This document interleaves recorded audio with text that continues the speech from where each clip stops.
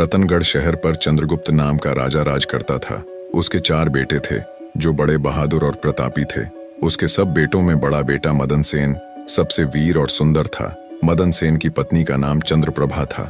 वह भी बेहद सुंदर थी। वह अपने समान सुंदर किसी दूसरी स्त्री को न समझती थी। चंद्रप्रभा हर काम में होशियार थी। गाना भी उसे खूब आता था। एक दिन की बात है कि मदन सेन के पिता अर्थात राजा ने उसे उसकी किसी खता पर नाराज होकर देश निकाला दे दिया। राजा का हुक्म सुनकर जब चिंतित मदन सेन महल में आया तो मदन सेन को उदास देखकर उसकी पत्नी ने पूछा, आज आप उदास क्यों हैं? मदन सेन बोला, अब तुमसे क्या कहूँ, आज पिताजी ने मुझे 12 वर्ष के लिए देश निकाला दे दिया है, इसीलिए मैं तुमसे विदाई मांगने आया हूँ। यह सुनते ही चंद्रप्रभा गश खाकर गिरी और बेहोश हो गई। उसकी ये हालत देखकर मदन सेन के रहे सहे होशो हवास भी जाते रहे। वह सोचने लगा, मैंने बहुत बुरा किया जो अपनी पत्नी को सब कुछ बता दिया। मदन सेन ने जब चंद्रप्रभा पर गुलाब जल छिड़का तो उसे होश आया। होश में आकर चंद्रप्रभा ने मदन सेन से कहा, हे प्यारे, आप मुझ दासी को छोड़कर परदेश चले जाएंगे तो मैं आपके बिन कैसे जी पाऊंगी? मैं भी आपके साथ ही चलूंगी। तब मदन सेन ने कहा, तुम मेरे साथ कैसे चल सकती हो, क्योंकि परदेश में अनेक प्रकार के संकट भोगने पड़ते हैं और तुम नर्म व नाजुक गलीचों पर चलने वाली, महलों में रहने वाली उन दुखों को कैसे बर्दाश्त कर पाओगी? चंद्रप्रभा ने कहा, हे प्राणनाथ, महल के सुख आपके बगैर जंगल के दुखों से भी अधिक भयानक प्रतीत होंगे। इससे अच्छा तो यही है कि मैं भी आपके साथ ही चलूं। मदन सेन ने सोचा कि चंद्रप्रभा मेरे बगैर नहीं रह सकती, इसलिए मुझे यह शोभा नहीं देता कि इसको तड़पता छोड़कर चला जाऊं। बेहतर यह है कि इसे भी साथ ले चलूं। इस विचार के मन में आते ही मदन सेन ने अपनी पत्नी से कहा, अच्छा, तुम उदास मत हो, मैं तुम्हें अपने साथ ही ले चलूंगा। मदन सेन की बात सुनकर चंद्रप्रभा बड़ी प्रसन्न हुई और अपने पति के साथ जाने की तैयारियों में जुट गई। अगली सुबह चंद्रप्रभा और मदन सेन शहर से निकलकर एक जंगल में पहुंच गए। जब चलते चलते थक गए तो एक उचित जगह देखकर वे एक बरगद के वृक्ष के नीचे विश्राम करने लगे। वे बहुत अधिक थके हुए थे, अतः ठंडी हवा के झोंकों ने उन्हें नींद की वादी में पहुंचा दिया। मगर कुछ देर बाद ही एक सांप ने रानी को डस लिया। सांप के डसते ही रानी तड़पने लगी। मदन सेन की आंख खुली तो रानी को तड़पते देखा। सांप को जाते देखकर मदन सेन बेचैन हो गया। कुछ देर बाद रानी विष के प्रभाव से मर गई। मृत रानी को देखकर मदन सेन ऊंचे स्वर में विलाप करने लगा। उसका रोना धोना सुनकर जंगल के जीव जंतु गुर्राने लगे। मैं जीकर क्या करूंगा, इसी जंगल में प्राण त्याग दूंगा। ये मन में विचार कर वह रानी की लाश के पास से उठा और जंगल से लकड़ियां बीनकर इकट्ठी करने लगा। वह लकड़ियां इकट्ठी करता जाता और रो रो कर कहता जाता था, रानी की चिता में मैं भी जल जाऊंगा। संयोगवश शिव पार्वती जी पृथ्वीलोक का भ्रमण करते हुए उसी जंगल में आ पहुंचे। पार्वती ने जब मदन सेन के रोने की आवाज सुनी तो उन्हें बड़ी दया आई। उन्होंने शिव से कहा, हे प्रभु, कोई मानव हृदय विदारक स्वर में रो रहा है। उसके रोने से मेरा हृदय कांप रहा है। आप मुझ पर दया करके उसका दुख दूर कीजिए। पार्वती की बात सुनकर शिव ने कहा, हे प्रिय, मैं तुमको इसीलिए तो अपने साथ नहीं ला रहा था, क्योंकि संसार में हर प्रकार के दुखी मनुष्य हैं। हम किस किस का दुख दूर करेंगे? तब पार्वती ने कहा, हे स्वामी, कुछ भी हो, इसका दुख तो आपको अवश्य ही दूर करना पड़ेगा। पार्वती की बात सुनकर भगवान शिव माता पार्वती को अपने साथ लेकर वहां आए जहां मदन सेन करुण विलाप कर रहा था। शिव ने मदन सेन से पूछा, तू क्यों रोता है? तुझको क्या दुख है? मदन सेन ने कहा, मैं आपको अपने दुख का हाल कैसे सुनाऊं? मुझे इतना दुख है कि यदि धरती फट जाए तो मैं उसमें समा जाऊं। मदन सेन की बात सुनकर भगवान शिव को दया आ गई और उन्होंने उससे कहा, तू हमसे बता कि तुझे क्या दुख है? तब मदन सेन ने कहा, महाराज, मैं रतनगढ़ के राजा चंद्रगुप्त का बेटा हूँ। मेरे पिता ने मुझको देश निकाला दे दिया, इसलिए मैं और मेरी पत्नी इस जंगल में आ गए। यहाँ आकर मेरी पत्नी सर्प के डसने से मर गई। अब उसका विरह मुझसे सहन नहीं हो रहा है, इसलिए मैं लकड़ियां एकत्र कर रहा हूँ ताकि अपनी प्यारी पत्नी के साथ ही जल मरूं। मदन सेन की ऐसी दुख भरी बात सुनकर शिव बोले, ऐ राजकुमार, संसार में आवागमन लगा ही रहता है। एक न एक दिन सबको शरीर छोड़कर जाना होता है। न कोई किसी के साथ आया है और न कोई किसी के साथ जाएगा। यदि तू जीवित रहेगा तो तुझे अनेक रानियां मिल जाएंगी, इसलिए तू मेरा कहा मान और देह त्यागने का विचार छोड़ दे। शिव के इन वचनों को सुनकर मदन सेन बोला, महाराज, आपने जो कुछ कहा वह सत्य है, किंतु ऐसी पतिव्रता पत्नी तो मुझे किसी भी जन्म में नहीं मिलेगी और न इसका वियोग मुझसे सहन होगा, इसलिए मैं इसके साथ ही मरूंगा। मदन सेन के हठ को देखकर महादेव जी बोले, राजकुमार, तेरी पत्नी की आयु 20 वर्ष थी जो इसने भोग ली। अब तो बस एक ही उपाय है, यदि तू अपनी आयु का कुछ भाग अपनी रानी को दे दे तो तुम दोनों की आयु बराबर हो जाएगी।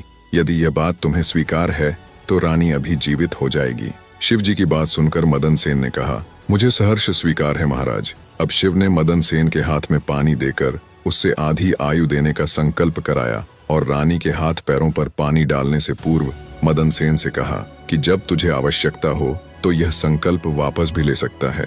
ज्यों ही संकल्प वापस लेगा त्यों ही यह रानी मर जाएगी। परंतु सावधान, रानी से यह बात मत कहना, किसी समय यह बात तेरे काम आएगी। ऐसा कहकर रानी पर जल छिड़ककर शिव पार्वती वहां से चले गए। उसी समय रानी उठकर बैठ गई और बोली, प्रिय, आज तो मैं बहुत सोई, आपने मुझे जगाया क्यों नहीं? मदन सेन ने कहा, तुम थकी मांदी थीं, इसी कारण मैंने तुम्हें नहीं जगाया। अब वे दोनों आगे चल दिए। कितने ही दिनों बाद उन्हें एक बहुत सुंदर स्थान दिखाई दिया। वहां एक फकीर की कुटिया थी। जब वे दोनों वहां पहुंचे तो उन्होंने देखा कि एक सुंदर नौजवान फकीर बैठा हुक्का पी रहा है। वे दोनों थके हारे तो थे ही, अतः फकीर के पास बैठ गए। उसी समय राजकुमार ने रानी से कहा, रानी, मुझे प्यास लगी है, तुम कहो तो मैं जाकर कुएं से पानी पी आऊं, और अगर तुम्हें भी प्यास लगी हो तो तुम्हारे लिए भी लेता आऊंगा। यह सुनकर रानी ने कहा, मैं तो प्यासी नहीं हूं, आप जाकर पी आइए। मदन सेन डोल व रस्सी लेकर कुएं से पानी पीने चला गया। उधर मदन सेन पानी पीने गया, इधर चंद्रप्रभा और फकीर की निगाहें चार हो गईं। वह फकीर से बोली, फकीर साहब, आप तो यहाँ बड़े ऐश में रहते हैं। फकीर बोला, तुम भी यहाँ रहो और ऐश करो। चंद्रप्रभा कहने लगी, फकीर साहब, आपके साथ रहने को दिल तो कर रहा है, मगर मेरा पति मेरे साथ है, इसलिए मैं आपके साथ किस प्रकार रह सकती हूँ? फकीर ने कहा, किसी तरह अपने पति को कुएं में धकेल दो, फिर हम ऐश करेंगे। फकीर की बात सुनकर चंद्रप्रभा ने कहा, अच्छा, मैं ऐसा ही करूंगी। तभी मदन सेन पानी पीकर रानी के पास आया तो रानी कहने लगी, मैं भी प्यासी हूँ, मुझे भी पानी पिला लाओ। तब मदन सेन ने कहा, मैंने तुमसे पहले ही पूछा था, तब तुमने मना कर दिया था। खैर, अगर तुमको प्यास लगी है तो मैं अभी पानी लेकर आता हूँ। जब मदन सेन पानी लाने चलने लगा तो रानी कहने लगी, मैं भी तुम्हारे साथ चलती हूँ। फिर वह भी उसके साथ चल पड़ी। बेचारा मदन सेन तो उसके प्रेम में पागल हुआ पड़ा था।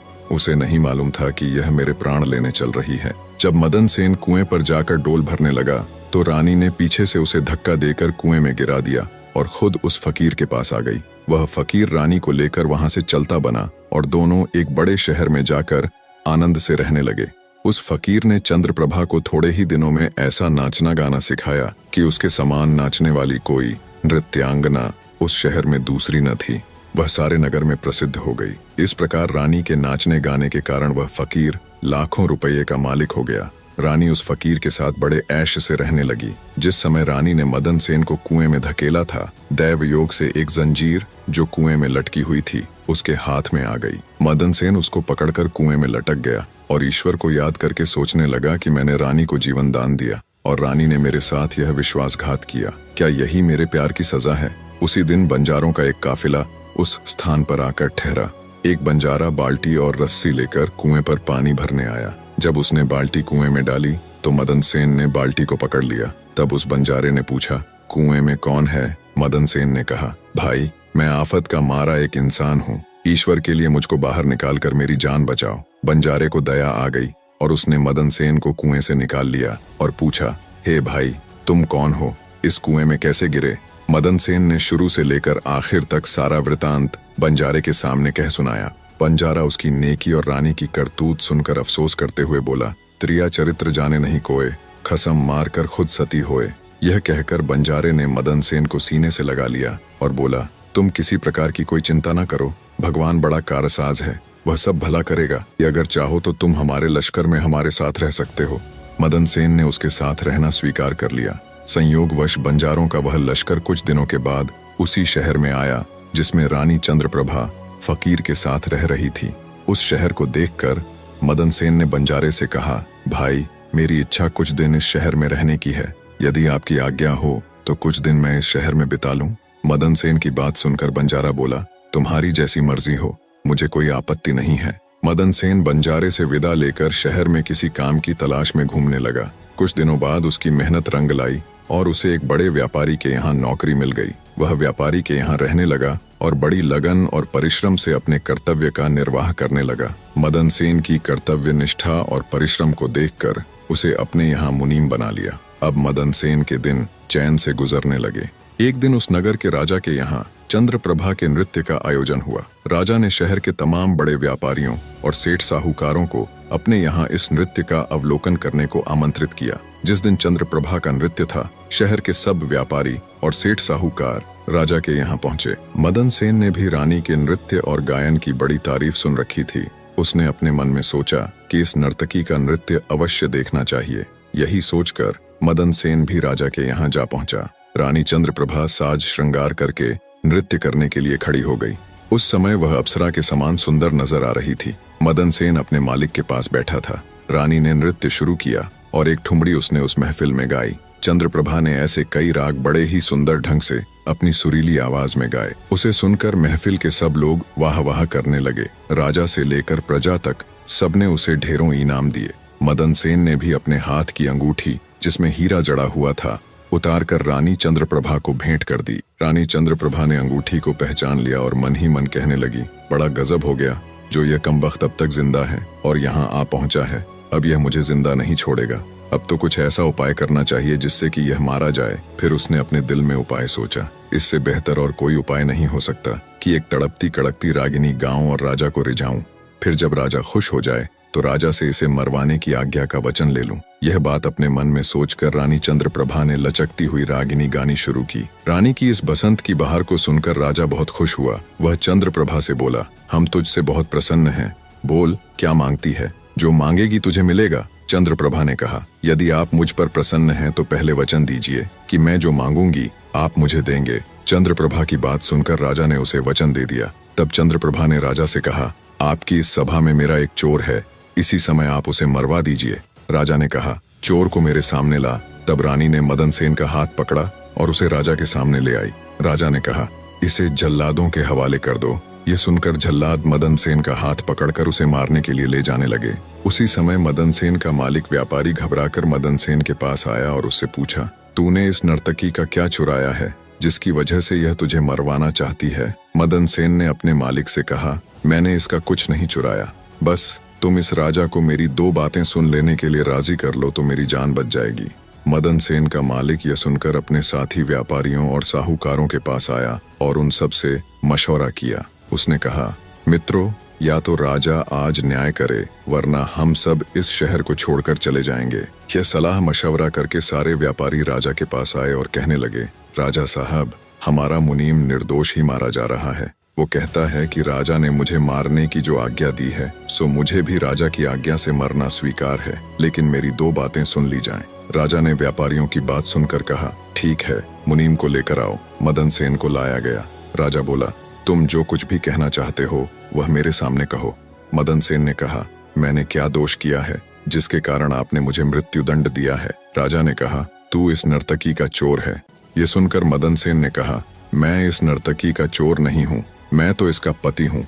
यह मुझे कुएं में धकेल कर एक फकीर के साथ चली आई है। तब चंद्रप्रभा ने कहा, महाराज, मैं इस चोर झूठे को क्या जानूं कि यह कौन है। फिर मदन सेन बोला, राजा साहब, अगर यह मेरी पत्नी नहीं है तो जो कुछ चीज मैंने इसे रास्ते में दी थी यह मेरी वो अमानत मुझे लौटा दे।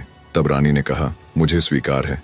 मदन सेन ने कहा, अच्छा, अपने हाथ में पानी ले, मेरा तेरा न्याय इसी सभा में होगा। पानी लेकर कह कि जो वस्तु इसने रास्ते में मुझे दी थी वह मैं आज इसे वापस करती हूँ। तब रानी ने अपने हाथ में पानी लेकर कहा, जो वस्तु इसने मुझे रास्ते में दी थी वह मैं आज इसे वापस करती हूँ। यह कहकर रानी ने जैसे ही अपने हाथ से संकल्प का पानी छोड़ा वैसे ही रानी के प्राण पखेरु उड़ गए। ये देखकर सब लोग आश्चर्यचकित रह गए। राजा ने घबराकर मदन सेन से कहा, यह क्या हुआ, इसके पीछे क्या राज है, पूरी बात बताओ। तब मदन सेन ने अपने बारे में राजा को बताना प्रारंभ किया और अपने पिता द्वारा देश निकाला दिए जाने से लेकर अब तक का सारा हाल सबके सामने कह सुनाया। सारी बातें सुनकर राजा ने मदन सेन को अपने सीने से लगा लिया। मदन सेन की सच्चाई और धर्मपरायणता ने राजा का दिल जीत लिया।